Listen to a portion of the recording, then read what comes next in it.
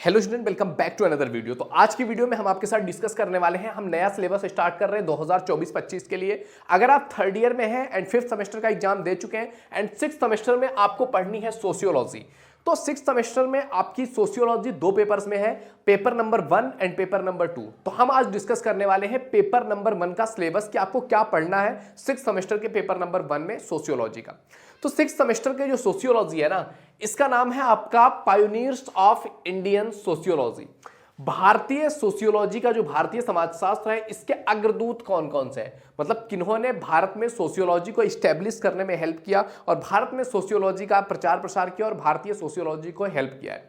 तो इनके बारे में आपको पूरे यूनिट्स में पढ़ना है। जैसे कि आपका यूनिट नंबर 1 क्या कह रहा है, यूनिट नंबर 1 में आपको पढ़ना है जीएस घुरिये के बारे में एंड डीएन मजूमदार के बारे में। इन दो लोगों के बारे में, इनके फिलॉसफीज, इनके कॉन्सेप्ट सोशियोलॉजी को लेकर के क्या थे, ये सारा कुछ आपको पढ़ना है किसमें, यूनिट नंबर 1 में। अब जो जीएस घुरिये हैं, इन्होंने किस चीज पे बात किया है, इन्होंने जाति पर बात किया है। इन्होंने भारतीय जातियों के बारे में बहुत काफी कुछ डिस्कशन किया है। कई सारे जो जनजातीय हैं, जातियां हैं, इन सब चीजों पर इनका बहुत रिसर्च रहा है। तो जीएस घुरिये के बारे में हम जाति के संबंध में पढ़ेंगे कि इनकी जाति को लेकर के अवधारणाएं क्या थी। भारतीय साधु को लेकर के इन्होंने अवधारणाएं दिया हुआ है। जो है रूरवर्तन समुदाय के बारे में बात किया हुआ है। तो इन समुदायों के बारे में, इन चीजों के बारे में हम डिस्कस करने वाले हैं कि इनमें क्या क्या चीजें हैं, जाति, भारतीय साधु और समुदाय, ये चीजें क्या है, इसके बारे में हम डिस्कस करेंगे किसमें, यूनिट नंबर 1 में। एंड डीएन मजूमदार ने भी जाति और जनजातीय एकता के बारे में बात किया हुआ है, तो इसके बारे में हमको डिस्कस करना है यूनिट नंबर 1 में। यानी कि ये सारी चीजें आपको यूनिट नंबर 1 में पढ़नी है। अब बात करते हैं यूनिट नंबर 2 की। यूनिट नंबर 2 में आपको पढ़ना है राधा कमल मुखर्जी जी के बारे में। किसके बारे में आपको पढ़ना है सेकंड यूनिट में, राधा कमल मुखर्जी के बारे में। अब राधा कमल मुखर्जी के बारे में जो पढ़ना है, इसमें आपको पढ़ना है मूल्यों की सामाजिक संरचना के बारे में, कि वैल्यूज क्या होते हैं, मूल्य क्या होते हैं और उनकी सामाजिक संरचना क्या होती है, उसके बारे में हम डिस्कस करेंगे किसके में, यूनिट नंबर 2 में। सामाजिक परिस्थिति क्या होती है, समाज में आपकी एक जो स्थिति बनती है, वो सामाजिक परिस्थिति किस प्रकार से डिसाइड होती है, इन चीजों के बारे में आपको डिस्कस करनी है यूनिट नंबर 2 में। ओके, अब बात करते हैं यूनिट नंबर 3 की। यूनिट नंबर 3 में आपको पढ़ना है डीपी मुखर्जी जी के बारे में। डीपी मुखर्जी क्या, जो भारतीय संस्कृति को लेकर के इनके कॉन्सेप्ट रहे हैं और संस्कृति में पाई जाने वाली विविधताओं को लेकर के कॉन्सेप्ट रहा है कि भारतीय संस्कृति क्या है, भारतीय संस्कृति में कौन कौन सी विविधताएं पाई जाती है, इन चीजों के बारे में डिस्कस करना है आपको यूनिट नंबर 3 में। ओके, इसके बाद आपको पढ़ना है आधुनिकता और भारतीय युवा के बारे में और मार्क्सोलॉजी के बारे में पढ़ना है। मतलब मार्क्स की जो साइकोलॉजी है ना, उसके बारे में पढ़ना है कि मार्क्स सोशल को लेकर के, समाज को लेकर के क्या बोलते हैं, क्या समझते हैं, उसके बारे में आपको डिस्कस करनी है किसमें, यूनिट नंबर 3 में। तो ये पूरा आपको डीपी मुखर्जी के बारे में डिस्कस करेंगे यूनिट नंबर 3 में। अब बात करते हैं यूनिट नंबर 4 में। यूनिट नंबर 4 में आपको पढ़ना है इरावती कर्वे के बारे में। किसके बारे में, इरावती कर्वे के बारे में। इरावती कर्वे ने भारत में रिश्तेदारी को लेकर के कॉन्सेप्ट दिया हुआ है कि भारत में जो रिश्तेदारी व्यवस्था है, वो व्यवस्था क्या है, वो व्यवस्था किस तरह से है, उस व्यवस्था की इंपॉर्टेंस क्या है, कौन कौन से रिश्ते होते हैं, रिश्ते नातों की इंपॉर्टेंस क्या है, रिश्ते नाते किन किन बेसिस पे बनते हैं, ये सारा कुछ इरावती कर्वे ने डिस्कस किया हुआ है। इसके बाद पढ़ना है आपको आईपी देसाई के बारे में।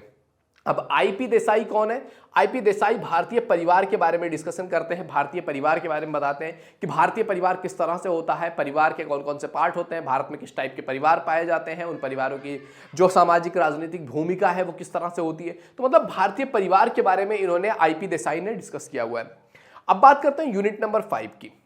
यूनिट नंबर 5 में हमको क्या पढ़ना है, तो यूनिट नंबर 5 में पढ़ना है आपको एम.एन. श्रीनिवास के बारे में। किसके बारे में पढ़ना है, एम.एन. श्रीनिवास के बारे में पढ़ना है यूनिट नंबर 5 में। इन्होंने संस्कृतिकरण के बारे में बात किया हुआ है, पश्चिमीकरण के बारे में बात किया हुआ है, धर्मनिरपेक्षीकरण के बारे में बात किया हुआ है और प्रमुख जातियों के बारे में बात किया हुआ है।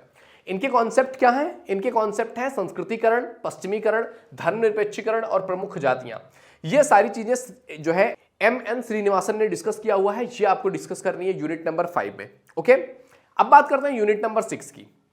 यूनिट नंबर 6 में आपको क्या डिस्कस करनी है, इसमें करना है आपको एस.सी. दुबे जी के बारे में। एस.सी. दुबे के कॉन्सेप्ट, उनकी फिलॉसफीज, इन चीजों के बारे में डिस्कस करना है। जैसे इनका था भारतीय गांव को लेकर के इनके कॉन्सेप्ट अपने, कि भारतीय गांव किस टाइप के होते हैं, कितने टाइप्स के हैं, परंपराओं को लेकर के हैं, आधुनिकीकरण और विकास को लेकर के इनके अपने सोशल कॉन्सेप्ट है। तो ये सारा कुछ हमको पढ़ना है यूनिट नंबर 6 में एस.सी. दुबे के बारे में। ओके, अब बात करते हैं यूनिट नंबर 7 में। यूनिट नंबर 7 में आपको पढ़ना है ए.आर. देसाई के बारे में।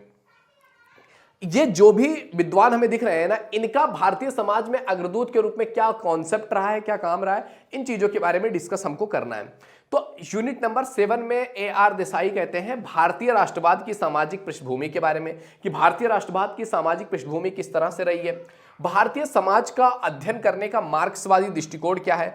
इन दो चीजों के बारे में ए.आर. देसाई ने काफी महत्वपूर्ण वर्क किया है, इनके कॉन्सेप्ट है इस पे। उसके बाद रामकृष्ण मुखर्जी ने कृषि वर्ग संरचना की गतिशीलता के बारे में बात किया है, कि कृषि वर्ग की जो सामाजिक संरचना है और उसकी गतिशीलता है वो किस तरह से वर्क करती है। ये पूरा कॉन्सेप्ट ए.आर. देसाई का और रामकृष्ण मुखर्जी का यूनिट नंबर 7 में पढ़ना है। ओके, यूनिट नंबर 8 में आपको जो पढ़ना है ना, वो है आपका आंद्रे वित्ताई के बारे में। आंद्रे वित्ताई ने जो कॉन्सेप्ट दिया हुआ है जाति को लेकर के, सामाजिक कॉन्सेप्ट, वर्ग को लेकर के, शक्ति को लेकर के, कृषि संरचना को लेकर के, इनके जो कॉन्सेप्ट है, ये सारा कुछ आपको आंद्रे वित्ताई के बारे में पढ़ना है। किसमें? यूनिट नंबर 8 में। तो ये है बेसिकली आपका बीए 6 सेमेस्टर का जो एक पूरा सिलेबस है, ओवरव्यू, वो हमने आपको बता दिया है। अब एक एक करके आपको यूनिट्स भी मिलती रहेंगी, जिसमें हम आपसे बात करेंगे, आपको सिखाएंगे कि कौन से टॉपिक्स को आपको किस तरीके से पढ़ना है, जिससे कि आपका एग्जाम में वो एग्जैक्टली कैच हो सके। ओके, तो ये था आपका नया सिलेबस जो कि 2024-25 के लिए बीए 6 सेमेस्टर के पेपर नंबर 1 का है। ओके, तो आई होप वीडियो तुम्हें समझ में आया होगा। वीडियो पसंद आए तो लाइक जरूर कीजिए। पहली बार चैनल पे आए तो please visit the channel. If you think it is valuable तो आप सब्सक्राइब कर सकते हैं, एंड आने वाली वीडियोज का नोटिफिकेशन आपको मिलता रहे, इसके लिए चैनल को सब्सक्राइब करके बेल आइकन जरूर हिट कर लीजिए। ओके मेरे दोस्त, तो मिलते हैं आपसे अगले वीडियो में। तब तक के लिए जय हिंद, जय भारत।